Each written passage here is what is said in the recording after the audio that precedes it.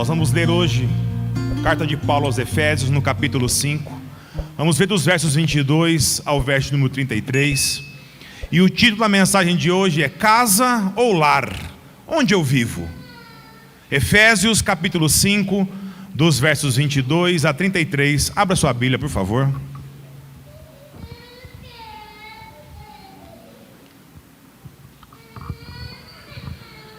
Efésios capítulo 5, dos versos 22 ao verso 33. Casa ou lar? Onde eu vivo? Diz assim a palavra de Deus: Mulheres, cada uma de vós seja submissa ao marido, assim como ao Senhor. Pois o marido é o cabeça da mulher, assim como Cristo é o cabeça da igreja, sendo Ele mesmo o Salvador do corpo.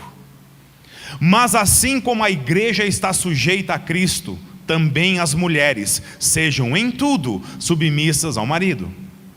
Maridos, cada um de vós ame a sua mulher, assim como Cristo amou a igreja, e a si mesmo se entregou por ela, a fim de santificá-la, tendo-a purificado com o lavar da água pela palavra, para apresentá-la a si mesmo como igreja gloriosa, sem mancha, sem ruga, sem qualquer coisa semelhante, mas santa e irrepreensível. Assim o marido deve amar sua mulher como ao próprio corpo. Quem ama sua mulher, ama a si mesmo, pois ninguém jamais odiou o próprio corpo, antes alimenta-o e dele cuida. E assim também Cristo em relação à igreja, porque somos membros do seu corpo. Por isso o homem deixará pai e mãe e se unirá à sua mulher, e os dois serão uma só carne. Esse mistério é grande, mas eu me refiro a Cristo e à igreja. Entretanto, também cada um de vós ame sua mulher como a si mesmo, e a mulher respeite o marido. Abaixe sua cabeça, vamos orar. Senhor, nesse momento, Deus, nós estamos diante da Tua palavra, Pai. Nós estamos clamando, Senhor, a ação do Teu Santo Espírito no nosso meio.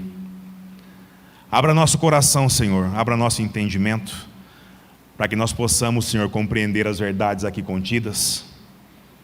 Ressignifique, Pai, o nosso interior, que nós possamos, Deus, sair daqui melhores que entramos. E muito obrigado pelo privilégio que nós temos de poder ouvir a Tua voz. Essa oração que fazemos, Deus, nós não fazemos nos nossos méritos, fazemos nos méritos de Jesus. Somente a Ele daremos toda a honra, glória e louvor para todos sempre. Amém. Meus irmãos, esse texto aqui ele é muito, mas muito especial, pois ele nos remete a dois conceitos essenciais para uma vida a dois. Se nós pudéssemos resumir esse texto aqui, seria respeito e amor. O mandamento essencial às mulheres é: respeite o seu marido. Entenderemos um pouco mais para frente. E o mandamento essencial aos homens é: amem suas esposas. Também veremos um pouquinho mais para frente. E é muito importante, meus irmãos, nós compreendermos em que contexto histórico isso aqui foi escrito. O que estava acontecendo no mundo nesse período aqui? Se nós entendermos tudo isso, conseguiremos enxergar a profundidade que o apóstolo Paulo está tratando desse assunto lá com a igreja de Éfeso. Mas hoje em dia aqui, logo de cara, logo no primeiro verso desse texto, muitas pessoas têm extrema dificuldade com palavras, digamos, pesadas para o dia de hoje, que é a submissão. Esposas, sejam submissas aos seus maridos. Ao olhar da sociedade aí hoje, isso soa como machismo puro, sabe, coisa atrasada, coisa retrógrada.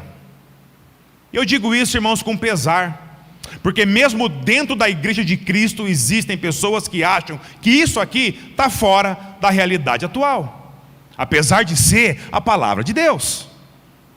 Por isso precisamos, irmãos, entender o contexto em que esse texto aqui foi escrito. O que Paulo quis dizer quando ele escreveu isso? Isso é fundamental para uma boa compreensão do texto, irmãos, como um todo. Amém? Então vamos lá. O que acontecia na época de Paulo para ele dizer isso àquela igreja de Éfeso? Meus irmãos, no mundo judaico, a mulher ela não tinha valor algum. A mulher ela não era contada. Ela não tinha vez em nada, muito menos voz ativa. Se uma mulher pudesse ser classificada, ela seria uma cidadã de, de segunda classe. Sabe, uma classe inferior. E quando surge a cultura grega, cultura helenista, um pouco antes de Cristo, os gregos haviam conquistado boa parte do mundo antigo. E na cultura grega, na cultura helenista, a mulher também não tinha valor algum. Deixa eu dar um exemplo. Para os gregos, existia a prostituta. Apenas por quê? Para o prazer. Tinha a concubina, para um relacionamento íntimo ali diário. E a mulher e a esposa era apenas para quê? Para a procriação. Eles chegaram, irmãos, ao ponto de um homem mais velho poder se relacionar intimamente com homens mais novos, para uma troca de sabedoria. É assim que eles pensavam. E isso era normal, totalmente aceitável. E obviamente que fazia do casamento uma instituição baseada no equívoco e na ignorância sobre a vontade de Deus. Já para os romanos, onde a cultura era fortemente influenciada pela grega, não era diferente não. Os divórcios corriam frouxo. Maridos repudiando esposas por qualquer motivo banal. A exemplo dos judeus, que também faziam isso. Enfim, eles estavam num momento, irmãos, da história, onde a mulher não possuía valor algum. E por que é importante entender tudo isso? Porque quando nós olhamos para um texto aqui, como esse, onde fala-se sobre submissão, sobre sujeição, sobre respeito, e pensar que é machismo, pensar que é inferioridade, na verdade é justamente o contrário. Pois na história da redenção do homem, Deus vem trazendo à luz através de contextos culturais, em sua época dando valores àqueles que justamente não possuíam valor algum. O marginalizado, ele vai ganhar voz com Deus. O órfão, ele vai ganhar notoriedade. As viúvas serão reconhecidas. O estrangeiro, ele vai ganhar atenção. E a mulher, ela passa a ser notada. Desde Gênesis com Adão e Eva, até a vinda do Messias, onde Deus ele faz de uma mulher o que? Estéril, mãe de toda uma nação. Deus escolhe de forma privilegiosa uma mulher entre tantas, para dar à luz ao verdadeiro Messias, ao Salvador do mundo. E aqui a coisa fica interessante. Pois nesse assunto aqui, mulher na sociedade, Jesus, ele vai quebrar todos os paradigmas. Jesus, ele anda com mulheres em meio aos discípulos. Jesus quebra qualquer protocolo ao falar com uma mulher samaritana, sozinha, à beira de um poço. E apesar dele saber da vida, digamos, meio torta dela, Jesus se compadece e oferece a ela o quê? Água viva, que jorra para a eternidade, que conduz à salvação. E quando Jesus ressuscita ao terceiro dia, apesar dele poder fazer disso aqui, irmãos, um espetáculo para as autoridades, para os religiosos, para os sábios, para os eruditos, o que Jesus escolhe fazer? Na sua primeira aparição, ele se mostra a 3 mulheres. A 3 mulheres. E apesar de saber que o testemunho daquelas mulheres era inválido, Jesus incumbe elas de dizer aos demais que ele havia ressuscitado. Portanto, irmãos, a palavra de Deus, ela transforma tudo. Ela dá vida, dá importância àqueles que não possuem importância alguma dentro das sociedades, nas suas épocas e nos seus contextos. Então, quando Paulo fala aqui a homens e mulheres, na verdade ele está trazendo uma verdadeira revolução. E olha que interessante, ele começa primeiro falando de quem? Das mulheres. Meus irmãos, eu peço que você mantenha a sua Bíblia aberta, não feche ela, por favor, nós iremos ver ponto a ponto desse texto, amém? Lê novamente comigo os versos 22, 23 e 24, acompanhe a leitura. Mulheres, cada uma de vós seja submissa ao marido, assim como ao Senhor, pois o marido é o cabeça da mulher, assim como Cristo é o cabeça da igreja, sendo Ele mesmo o Salvador do corpo. Mas assim como a igreja está sujeita a Cristo, também as mulheres sejam em tudo submissas ao marido. Meus irmãos, aqui nós podemos ver que Paulo faz uma relação belíssima entre a mais profunda relação humana com Deus, que é Cristo Jesus, justamente com o quê? Com casamento. Casamento. Ou seja, Cristo e a sua igreja, em outras palavras, é o casamento. Não são amizades, não são relações, comerciais de interesse, mas é o casamento. O casamento aqui na terra é o que mais se aproxima da relação entre Cristo, o noivo, e a sua igreja, a noiva.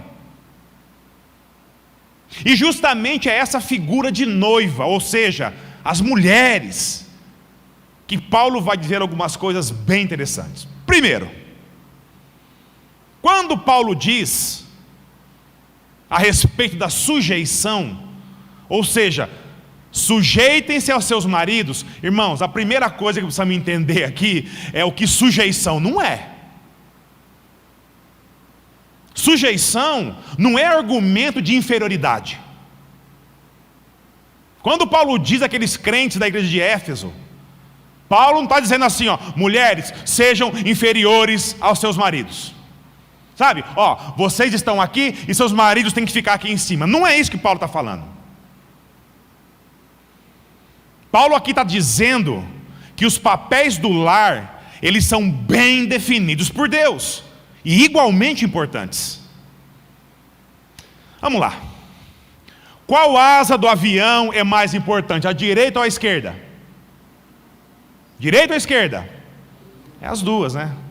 Apesar de uma estar do lado oposto da outra, as duas são fundamentais para manter o avião voando. Portanto, irmãos, cada vez que Paulo falar sobre o papel da mulher, o papel do marido, lembre-se desse exemplo aqui do avião. Amém? Não tire isso em mente não, por favor. Ambos, maridos e esposas, estão em pé de igualdade perante Deus, mas cada um com sua função distinta, para o bom equilíbrio. Isso é importante, não perder isso aqui de vista. Então, submissão aqui não é significado de inferioridade. E submissão não é inferioridade e também não é incondicionalidade. Ou seja, não é incondicional. A mulher não se sujeita ao marido em todo e qualquer aspecto. Deixa eu explicar antes que você se escandalize. Se o marido, que é o líder espiritual da família, tentar levar a família a fazer o que é contrário à vontade de Deus, a esposa como auxiliadora, ela tem o direito, a responsabilidade e o dever de dizer ao marido: peraí, o caminho não é por aí não. Isso é dever da esposa. O marido ele não pode liderar de forma equivocada a sua família, por caminhos que vão levar a própria família ao abismo. Então, ser submissa de forma incondicional, mulheres, esposas, é apenas a Cristo. Amém? Apenas a Cristo. Ela deve ser submissa ao marido, desde que o marido também esteja debaixo de submissão à vontade de Cristo para com ele, para com ela e com os demais da família. Portanto, o que é submissão aqui para o apóstolo Paulo? E quando ambos são chamados em sujeição, em honras ao Senhor. Provérbios tem um verso bem interessante, diz assim, Provérbios 14, 1. Acho que todas as mulheres conhecem esse provérbio aqui, né? Toda mulher sábia edifica a sua casa. A insensata, porém, com as próprias mãos, o quê? A derruba, a põe no chão. O interessante, irmãos, é que aqui isso não está sendo lido para os homens. Deus não disse isso aos homens. Por que será? Vamos ver. Apesar do homem ter a prerrogativa da boa condução, tanto material, espiritual, da família, de conduzir a todos para mais próximo de Deus, meus irmãos, a mulher, ela é a base. A mulher, ela é o alicerce. Um bom pedreiro sabe isso aqui na prática. Uma casa que não tem alicerces fortes, ela não se sustenta. Um lidera, um conduz, e o outro vai ali, na retaguarda, no alicerce, nos fundamentos. Mas pastor, essa ordem aí pode ser modificada? Sim, pode sim. Mas se isso acontecer, primeiro, é não acreditar que a ordem que Deus criou funciona. É achar que Deus não sabe das coisas. Segundo, é assumir os riscos que a inversão desses papéis trará a todos dentro da família. E te garanto, não ache que o nosso entendimento é superior a Deus, pois não é, nunca foi e nunca será. Meus irmãos, infelizmente o que mais acontece em toda a nossa sociedade atual é esse descompasso com essa verdade bíblica. Olha aí fora, vê as condições que nós estamos vivendo, o que nós estamos passando. Inverter a ordem de Deus traz consequências graves? Sim. Outro ponto aqui é ser submissa ao marido é o mesmo que missão da esposa dada por Deus. Enquanto o homem lidera e apresenta a sua família para a glória de Deus, a mulher tem que auxiliar nesse processo. Mas irmãos, quando Cristo nos deu a grande comissão, ide e pregai o evangelho, irmãos, no lar é a mesma coisa. Não é da porta para fora, é da porta para dentro também. É uma missão em conjunto, do homem e da mulher. Amém, casais? Do homem e da mulher. Meus irmãos, vamos lá. A verdade é que as mulheres, elas são bem melhores que nós em muitas coisas. Nós temos que admitir isso. As mulheres em muitas situações são muito mais ágeis, espertas. E muitas vezes, quer eu e você concordemos ou não, elas lideram melhor do que nós ainda. Isso é um fato. As mulheres, elas agem muito mais instintivamente do que o homem. O homem, às vezes, ele é meio molão. Aí o que ela faz? Ela toma a frente, ela parte para cima. Mas por que ela faz isso? Porque Deus deu ela dons naturais. Mas ela só vai fazer isso, irmão, quando ela olhar para o lado e ver um homem que ela não pode botar tanta confiança assim. Ela tem que ver alguém que cumpre, que supre, que lidera a casa. Se ela não vê isso, ela pensa: rapaz, eu preciso assumir essa função aqui. Não que eu queira, mas se eu não fizer, misericórdia, o que vai acontecer? Deixa eu perguntar, quem é casado aqui? Levanta a mão. Tem alguém que é noivo? Não? Namorado? Meus irmãos, sem machismo e sem feminismo aqui, ok? O que é mais fácil, vamos lá, o que é mais fácil numa briga conjugal? Numa briga relacional, numa discussão. A mulher chegar para o homem e falar assim, ó, não, deixa isso para lá. É a mulher ou o homem que faz isso? É a mulher ou o homem que faz isso naturalmente? É o homem, irmão. É o homem. Naturalmente é o homem. Sabe por quê? Porque é mais fácil o homem o quê? Respeitar. Mesmo ele não concordando. Ele fala, ih rapaz, deixa eu ficar na minha aqui, porque senão o negócio vai pegar. Agora diz para mim, homens, para quem é mais fácil demonstrar amor, demonstrar afeto, carinho? É a mulher. E olha só que interessante. Respeitar é mais fácil para quem? Para o homem. E Deus diz, não. Você vai amar. E o que é mais fácil para a mulher? Demonstrar carinho, afeto, amor. E Deus diz, não. Você vai respeitar. Sabe por que Deus fez isso, irmão? Porque a caminhada conjugal é uma caminhada de fé. Não se baseia no meu e no seu esforço, na minha e na sua meritocracia, mas na dependência de Deus, para que tudo isso dê certo. Amém, igreja? Irmãs, quando você sabe o que é para fazer, preste atenção nisso. Quando você sabe o que é para fazer, mas não toma a frente do seu marido, sabe o nome disso? Isso é fé. Isso é algo maravilhoso. Sabe o que você está demonstrando? A sua confiança em Deus e no propósito dele na sua relação conjugal. Ai pastor, pelo amor de Deus, mas se eu não fizer, ninguém faz. Preste atenção, irmãs. Se quem deveria cuidar de você não faz, não se desespere. Há quem está acima de nós e que cuida de você e do seu marido também. Nós sabemos, irmãos, que é um grande desafio, é um grande exercício de fé para algumas mulheres, quando ela olha para o lado e está lá, tudo parado, e ter que crer que existe um Deus que está no controle, é difícil. Portanto, queridas, não atropelando tudo, honrando o seu marido, você estará honrando primeiro o Senhor, amém? O Senhor.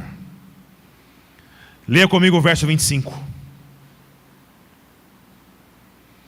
Maridos, cada um de vós ame a sua mulher, assim como Cristo amou a igreja e a si mesmo se entregou por ela. Quando eu disse que as mulheres elas são mais práticas, lembra que eu falei no início? Aqui está a prova, irmãos. Aqui Deus fala 3 versículos com as mulheres sobre os deveres da esposa do lar. E agora para o homem segue uma lista.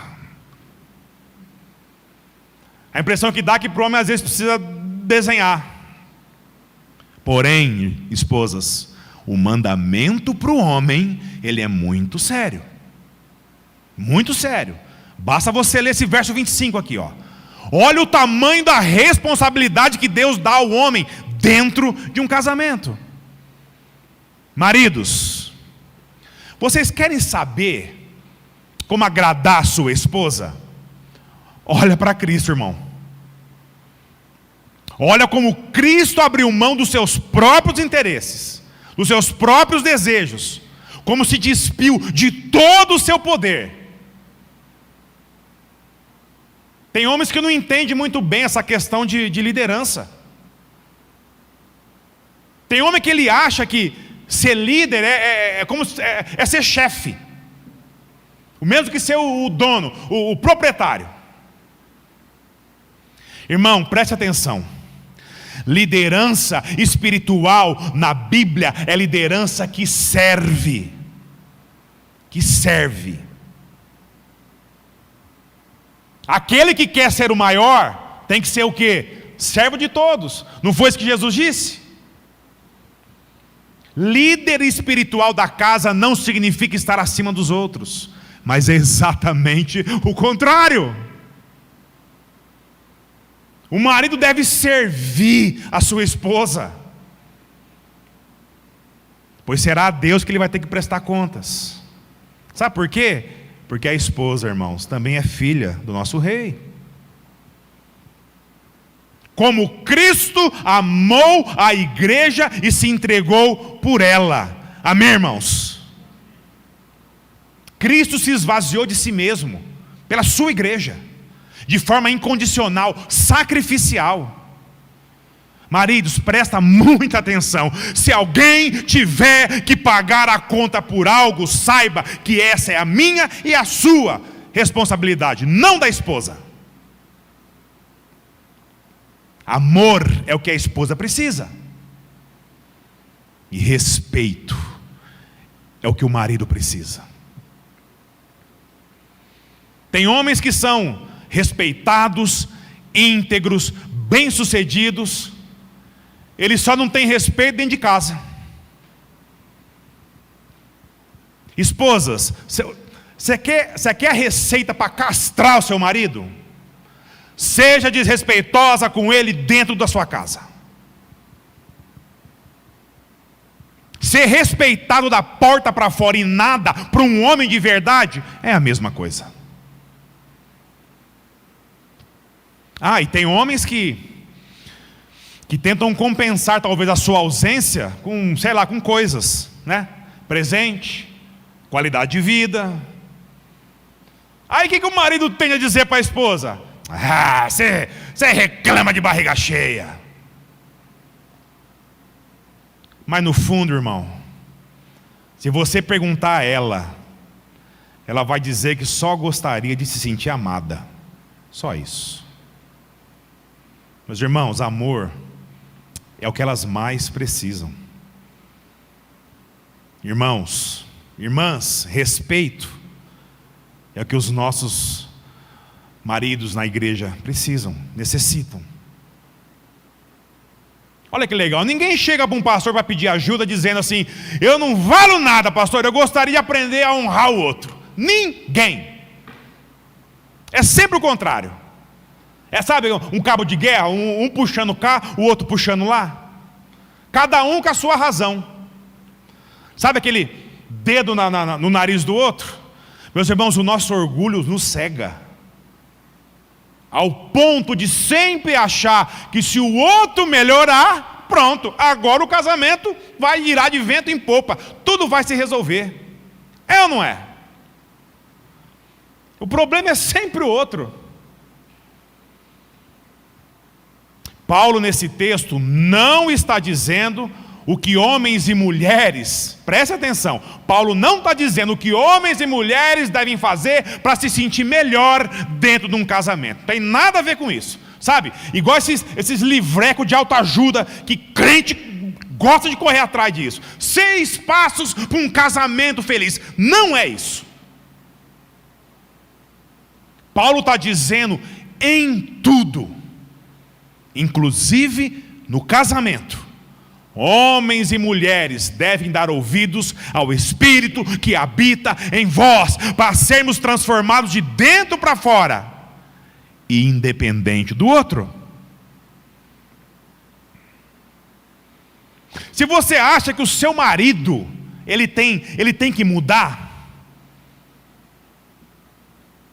ou a mulher em relação ao marido, eu duvido, se já não passou pela tua cabeça no momento de crise, de dor, a possibilidade de encontrar outro ou outra que vá atender o meu anseio, o meu desejo. Eu duvido. E quando há uma ruptura num casamento, aí a pessoa vai e se casa de novo, mas não houve mudança de dentro para fora, sabe o que vai acontecer? As mesmas coisas do casamento anterior. Enquanto nós não olharmos para o alto e pedir misericórdia a Deus por conta dos nossos pecados, as coisas jamais irão mudar. Hoje em dia é muito fácil. A gente bloqueia, né, a amizade lá no app, né? A gente clica lá e corta o relacionamento num clique no celular. Tem crente que fica ligando nas televisão para pôr gente em paredão de programa reality aí, de forma rápida, instantânea. E a pessoa acaba achando que no casamento é a mesma coisa. Não é, irmão, não é, irmã, não é. Deus diz a mim e a você, não é. O desafio é justamente nesse passo de fé. Entre o desafio de um casamento para a glória de Deus, ou você não serve mais para mim, eu vou procurar outro que atenda às minhas expectativas. Essa é a tensão, irmão. Sabe com o que nós fazemos isso? Com eletrodoméstico, eletrônicos, calçados, roupas. Mas não podemos agir assim, irmãos, com nossas esposas e maridos. Irmãos, preste muita atenção no que eu vou dizer. Se alguém aqui já passou por uma situação de separação ou de divórcio, preste atenção. Eu não quero que você saia daqui, que você se sinta condenado com isso. Amém?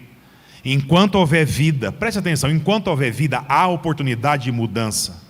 Lembre-se que Deus, Ele ainda não terminou de escrever a minha e a sua história, amém? Deus não terminou. E a lista do homem continua. Leia comigo os versos 26 e 27.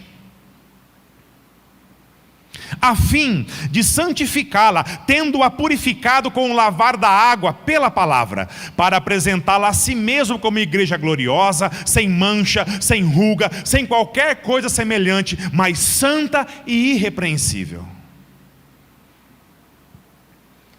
Deixa eu fazer uma pergunta aos maridões aí.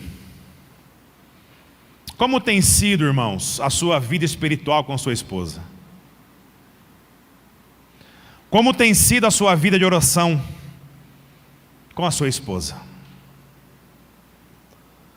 Você tem ministrado na vida da sua esposa a partir daquilo que Deus tem falado ao seu coração? Hoje lá em casa, pela graça de Deus, porque se depender de nós não conseguimos. Eu e minha esposa nos esforçamos, levamos isso muito a sério. Às vezes eu estou no escritório fazendo um estudo bíblico para um sermão ou para uma IBD, e Deus fala ao meu coração lendo a sua palavra. Na hora eu desço e comento com a minha esposa. Como que eu purifico?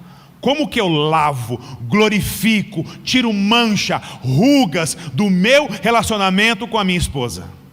É através da palavra de Deus.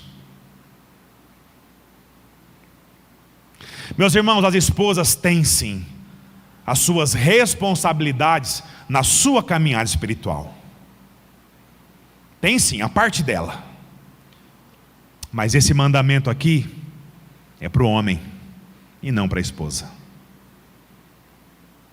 O cuidado espiritual do lar é função do marido. E a pergunta que fica diante de um casamento despedaçado, mesmo dentro da igreja de Cristo, é a seguinte: como anda a vida de oração de vocês? Como vai o tempo na palavra de Deus com vocês? Meus irmãos, em 10 casamentos despedaçados, essa não é a realidade dentro do lar. Não é. Eles não oram juntos, eles não meditam na palavra juntos. Aí vai ficar o quê? Uma outra pergunta, óbvia, né? Aonde esse casal quer chegar sem isso dentro do relacionamento? Geralmente, irmãos, quando nós pastores fazemos um aconselhamento, é natural, nós temos que pegar um pouco mais pesado com o homem. Sabe por quê? Porque ele é o líder. É ele que tem que começar a agir. Muitas vezes como um homem, não como um menino. E a lista do homem não parou não, continua. Leia comigo os versos 28, 29 e 30. Assim, o marido deve amar sua mulher como ao próprio corpo. Quem ama a sua mulher, ama a si mesmo, pois ninguém jamais odiou o próprio corpo. Antes, alimenta-o e dele cuida. E assim também Cristo em relação à igreja, porque somos membros do seu corpo. Ou seja, os homens, os maridos, a gente não se alimenta? O homem não provê a si mesmo? Então, irmãos, no âmbito espiritual, o homem é o provedor da casa também. Provedor material, provedor emocional e provedor espiritual. Maridos, pelo amor de Deus, não permitam que suas esposas fiquem desprovidas em questões materiais, emocionais ou espirituais. Não. Pois essa é função minha e sua. E será de mim e de você, irmão, que a cobrança virá do Senhor, amém? De mim e de você. Um casal, ele chegou para o pastor e o marido disse assim: olha, pastor, eu não aguento mais a minha mulher. Ela fala demais, gasta mais do que eu ganho, a casa está uma bagunça, meus filhos, meu Deus, anda tudo relaxado, tudo remelento. Ela nem se arruma mais para mim. Pastor, a comida que ela faz, nem o cachorro está querendo comer. Aí então o pastor pergunta: quantos anos você tem de casamento? Ele diz: nós temos 10 anos. Aí o pastor pergunta de novo: mas ela foi sempre assim? Ele diz: não. Ixi, quando nós casamos, ela era bem diferente do que é hoje. E ela era assim, ela era assado e fazia isso, fazia aquilo, e foi falando, como a esposa era no início do casamento. Então o pastor disse: meu querido, se há 10 anos atrás, quando vocês se casaram, sua esposa era tudo isso, e você me diz que hoje ela não é mais, a culpa é sua. Pois ela mudou depois que casou com você. Irmãos, preste atenção que isso é muito importante. Ninguém reflete melhor o outro do que a si mesmo. Ninguém. Da mesma maneira que cada marido cuida de si, deve também cuidar da sua esposa. Amém, maridos? Deve cuidar da sua esposa. Leia comigo o verso 31, acompanhe comigo a leitura. Por isso, o homem deixará pai e mãe e se unirá à sua mulher, e os dois serão uma só carne. O que esse verso está dizendo? Meus irmãos, casamento é 1 mais 1 e ponto. Seja sogro, seja sogra, pai, mãe, casamento é entre duas pessoas apenas. Nada contra, irmãos, a presença dos pais, do sogro, da sogra no casamento, não é isso. Mas tudo tem o seu limite. Tem homem aí, barbado de 30, 40 anos, que liga para a mãe toda vez que discute com a mulher. Ou a esposa, né? Que liga para o pai todo o desentendimento que tem. Sabe o que esse casal está fazendo? Está convidando outras pessoas para quê? Para a intimidade deles, para o seio do seu matrimônio. E isso tem que ter muito cuidado, irmão. Muito cuidado, irmã.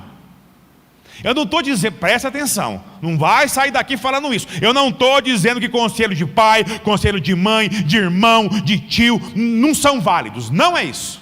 Se for de encontro com a vontade de Deus para o casal, louvado seja o Senhor. Mas toda vez que discute tem que pôr alguém no meio? Não, né, irmão? Casamento é entre marido e esposa. Como diz aí, o restante agora é parente, né? Mas pastor, e quanto a honrar pai e mãe, pastor? Irmãos, isso não tem nada a ver com trazer para dentro da relação conjugal. Nada, nada. Por mais que doa no pai e na mãe, que não admite ficar sem dar pitaco na vida dos filhos, Marido, preste atenção, não permita que isso aconteça. O pai e a mãe, eles sempre irão falar com a melhor das intenções. O problema é que nem sempre eles estão certos. Lembra, é o filhinho, a filhinha querida que a gente está falando. Que pai, que mãe que não se dói. Aí ao invés de ajudar, vai criar muito mais problema ainda, falando o que não devia. Meus irmãos, outra coisa que também precisamos levar em conta aqui, tá? Eu não estou falando de abuso, tá? De violência doméstica, atentado contra a integridade física. Casos extremos assim, tem que pedir ajuda sim. Mas isso aqui é crime, já é outro aspecto, é caso de polícia. Mas nem tudo dentro de um casamento tem que ficar dizendo para os outros. Isso compete primariamente ao casal. Amém, irmãos? Ao casal. E olha só que interessante, Paulo está repetindo o que Deus disse a Adão e Eva, lá no paraíso ainda, Gênesis 2:24. E lá nem havia pai, mãe, sogro, sogra, tio, tia ainda. E eles serão o quê? Uma só carne. Qualquer adição impertinente aqui, seja pai, mãe, sogro, sogra, irmão, até mesmo os amigões aí da vida, se não vier com palavra de Deus, resultará em mais problemas no casamento. Quando o problema ele for passivo, a intromissão, irmãos, todos saberão a hora de interferir. Descansa. Mas não acha que toda hora é hora de interferir, pois não é. Leia comigo os versos 32 e 33, acompanhe comigo a leitura. Esse mistério é grande, mas eu me refiro a Cristo e à igreja. Entretanto, cada um de vós ame sua mulher como a si mesmo, e a mulher respeite o marido. Meus irmãos, um casamento cristão não é somente fazer a vontade de Deus em busca da felicidade mútua do casal. Isso sim faz parte de todo o processo. Mas um casamento cristão, ele vai muito além disso. O casamento entre duas pessoas tementes a Deus deve ser também um grande testemunho. Que sim, existe um caminho que leva à plenitude de um relacionamento conjugal. Lembra que eu disse lá no início sobre os judeus, sobre os gregos e os romanos? Na forma como eles viviam a questão do matrimônio? E na forma como hoje em dia a sociedade aí fora vê essa questão? Hoje em dia mais da metade dos casamentos acaba em divórcio. Isso assusta, irmão. E sabe o que mais assusta? É que esses números, eles não referem-se apenas da porta da igreja para fora, mas da porta da igreja para dentro. Nunca houve tantos divórcios entre cristãos como hoje em dia. O ímpio que está longe de Deus, isso para ele já começa o relacionamento com essa rota de fuga, essa rota, não, se não dá certo a gente separa, já entra no casamento pensando assim. E parece que tem cristãos que também.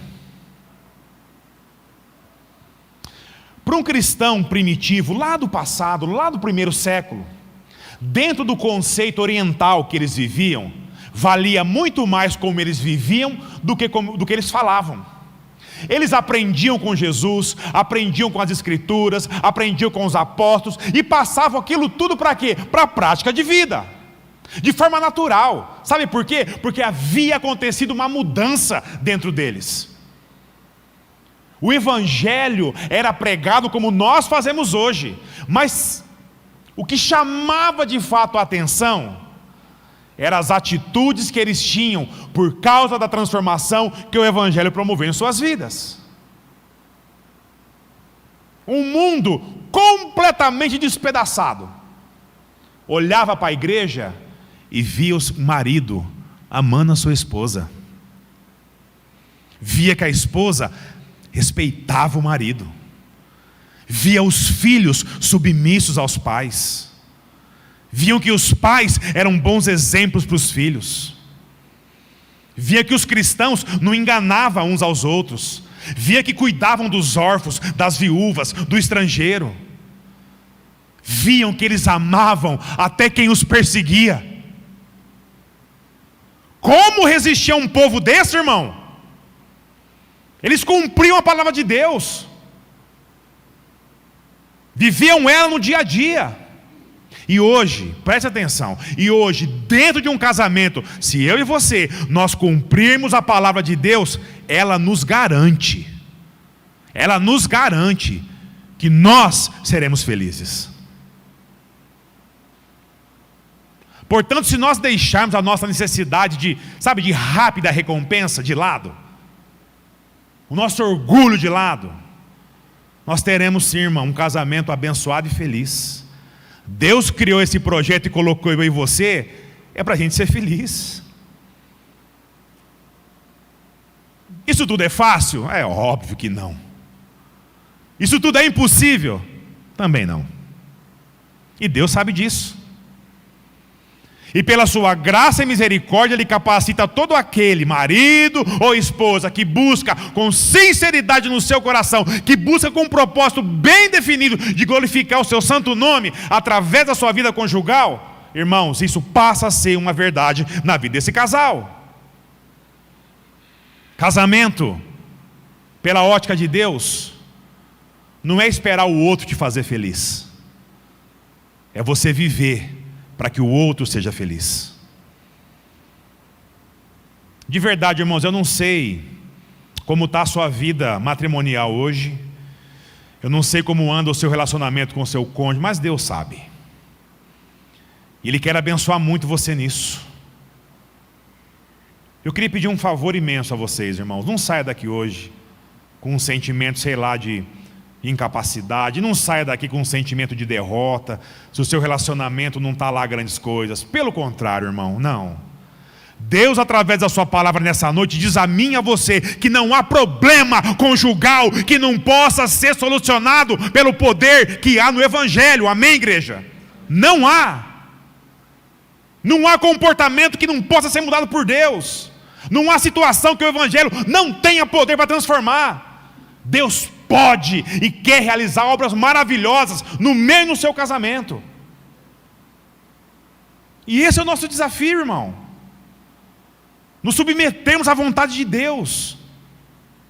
Aprender com a sua palavra. O que Ele espera de mim e de você.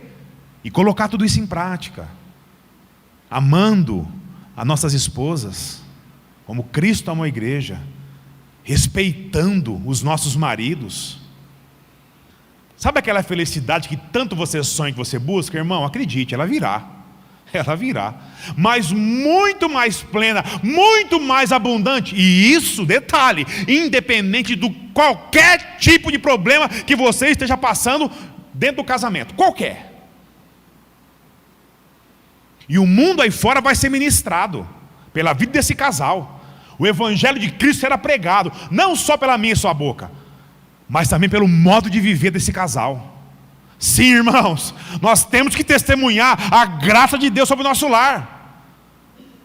Muitos sonham com a casa própria, mas Deus quer que eu e você tenhamos o quê? Um lar apropriado.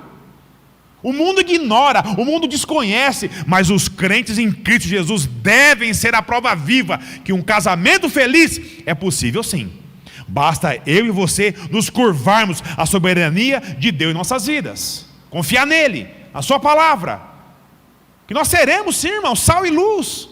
Na vida conjugal de muita gente. Bênção na vida de muita gente. E muitos, irmãos, muitos enxergarão a Cristo através do relacionamento meu e seu com nossas esposas e maridos, com os nossos cônjuges. Amém? Essa é a vontade de Deus para mim e para você dentro de um casamento. Deus, Ele fez esse projeto para que eu e você tenhamos plena felicidade em Cristo Jesus. Se você fizer tudo para sua esposa ser feliz, e esposa, se você fizer tudo para o seu marido ser feliz, ambos olhando para Jesus, podem ter certeza, pode ser o drama que for que vocês estejam passando, Deus dará graça, e Cristo será visto na vida desse casal, e muitos se achegarão a Deus, porque Cristo está sendo glorificado na vida desse lar. Amém? Lar não tem a ver com casa, lar tem a ver com Cristo. Amém? Abaixe sua cabeça, vamos orar.